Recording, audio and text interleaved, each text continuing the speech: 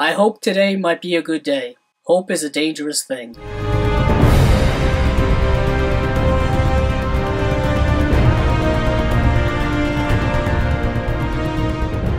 "1917" is directed by Sam Mendes and is starring Dean Charles Chapman and George Mackay. Before I go any further, I just want to say there will not be any plot spoilers in this review.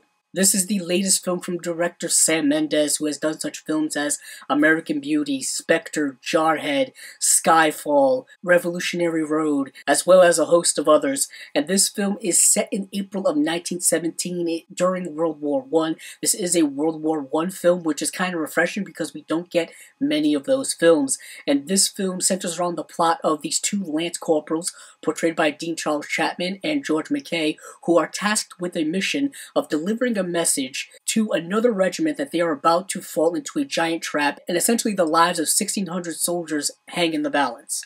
Sam Mendes is a filmmaker whom I'm always curious to see what films that he is going to put out. I am somewhat of a big fan of his, and I really appreciate the eclecticness or the kind of diversity within his filmography. He has done work in many different genres, and he has had success in many different genres. He is once again having success within the war genre that he explored a bit in his film Jarhead, and we're dealing with a film that has a rather thin plot, but a rather specific plot, like I just mentioned, and the film, for me, was just one of the best cinematic experiences that I had in the theater throughout any of the films that I saw from 2019. And the reason why it was such a memorable experience is because the cinematography of this film, the technical aspects of this film are so incredible and so amazing that I just found myself constantly wowed by what I was seeing. This film is shot by famed cinematographer Roger Deakins. Just look up his credits on IMDb. He has worked on so many films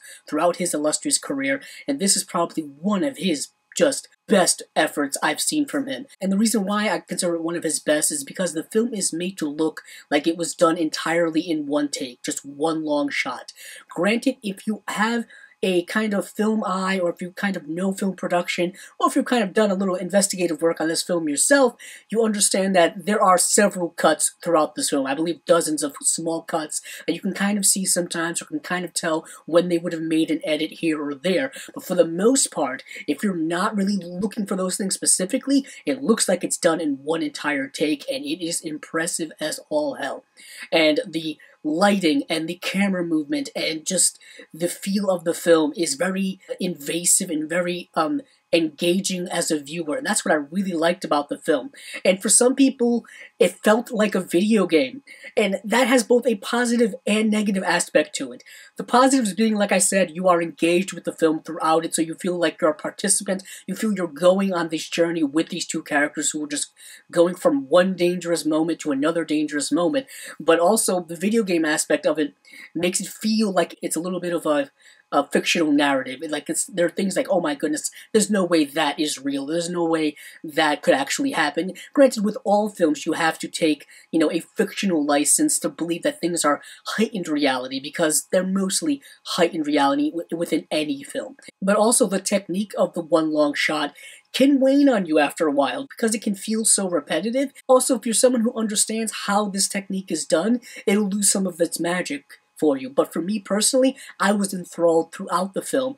And while the film is rather thinly plotted, which may be another negative with it, I feel that the film does a relative good job of interjecting some character moments, interjecting some character dialogue that was specific to giving us context of these two characters, of their relationship, and of their kind of relationship outside of warfare, and things like that that had gone on in their past back home and stuff like that. But we also get, I think, one of the stronger themes that I think run throughout many war films is this idea of humans being pushed to do extraordinary things in extraordinary moments. We see that happen all the time in real life, so there is some truth to that is portrayed within this film. So with all of that being said, I'm going to give this film a rather high score of 4.3 out of 5 stars. Even if you are not someone who's a big fan of war films, I think you really need to see this film because it's very engageable. The acting is also really good by the two leads in the film, and also the story is enough there that I think you can really get into it. Also, I would recommend seeing this on a big screen if you can, and if you can't see it on a big screen, see it at home in surround sound or on a larger screen you possibly can, because it is that immersive. That has been my review of 1917. If you like this video, please check out the other videos on my channel.